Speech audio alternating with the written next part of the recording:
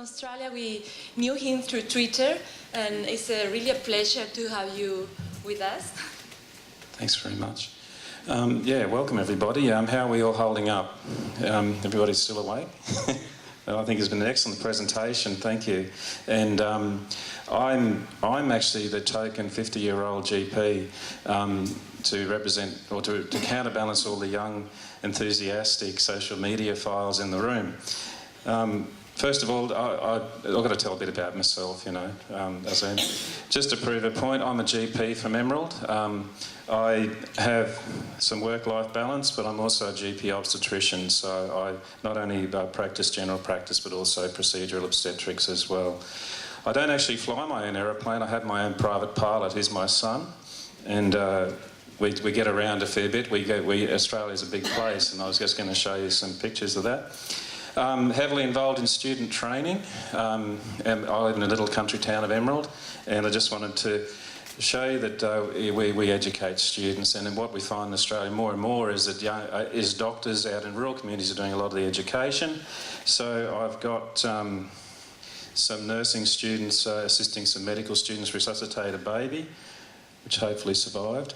And over here I've got some medical students educating some other medical students about skin cancer, which of course is very common in Australia. So just a bit about Emerald. Emerald's in central Queensland. It's a mining community, and if I can work this thing up the top, you can see that big scar in the satellite map. That's what they call open cut mining. And over here is a drag line, and I don't know if you've ever seen a drag line, but they're enormous. They're as big as a 5-storey house. And Emerald also has an agricultural community of cotton and sunflowers, and a great big dam which was built in the 1960s just outside Emerald. So of course we have our floods, and recently we've had 2 floods where the dam overflowed and constantly washed out most of Emerald. 80% of Emerald was underwater, and that's the drag line.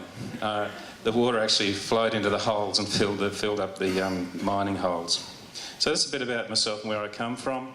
Just a bit about Australia and why Australians are, or why Australian doctors should get into social media, is that's a map of Central Europe built inside Australia. So Australia's a big country, and there's only 23 million people in it, and I think in Czech Republic there's 10 million.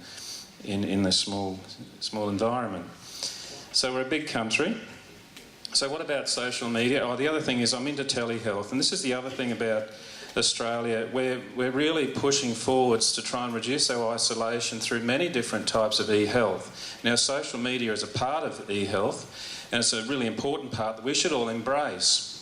Telehealth is another aspect of that, and if I could just recognise one of my specialist colleges, which is the Australian College of Rural and Remote Medicine, which is essentially a college of excellence in delivering rural and remote care. And this is a patient of mine undergoing a telehealth in my office, and unfortunately I forgot to move my coffee cup from the front of the camera. But this is an ear, nose and throat specialist who's dialing in, and there was a child somewhere. The subject of the telehealth was a child, but he was somewhere else in the room, so I had to track him down to look in his ears and report back to the ear, nose and throat what his ears looked like once I caught him. So what about social media? Now I just wanted four issues around social media I wanted to mention. The first was social media reduces isolation. Okay, I travelled from Emerald to a conference in Perth last year, and that's over 4,000 kilometres and about 6 hours or 7 hours flying. I met all these guys from all around Australia at that conference. But now I'm in contact with every one of them on Twitter and through Facebook and through social media. So each of these clinicians, and I'm not sure if you can see their hashtags or their names, but Min Lakong up in Cairns, he's a flying doctor. He has a blog site which he really is passionate about pre-hospital emergency care, and specifically around airway management.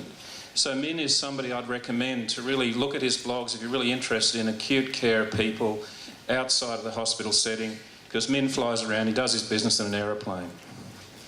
We've got Tim down on Kangaroo Island. He's an isolated GP who's very passionate again about emergency medicine. And Edwin, who I'll talk about in a little while. and Casey up here in Broome, right up in the southwest or northwest of Australia.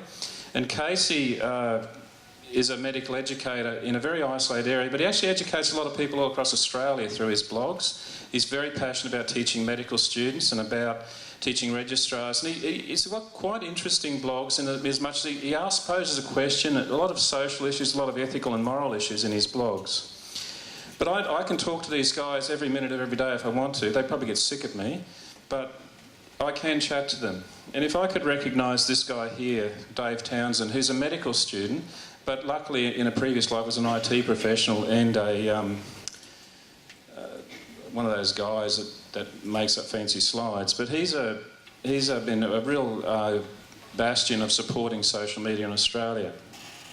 So social media empowers advocacy, and this is something I really wanted to talk to you about today, was how you as clinicians can use social media to get your message across when there's issues that you need to talk about for your community, for your state, and for your country. There's three things that have happened in Australia recently that I'll briefly talk about. The first is the intern crisis. Now, the intern crisis essentially arose out of the fact that we were training more medical students than we've got places to actually put them, to actually train them in hospitals. And this was an issue because our universities are bringing a lot of overseas students to train them in medicine, but they're not providing them with intern positions so they can get their qualification, because you can't strictly get a qualification as a doctor without the intern position. Through a social media-driven campaign, we were able to bring together and gain support from federal senators in politics to start to ask questions why this was happening. And for example, we were able to this is our current federal health minister and this is our current opposition health spokesman in Australia, get them together on a national television program to talk about the intern crisis, amongst other things. And we had medical students in the audience, primed and ready to go to ask questions. And it was all through an initial social media advocacy session.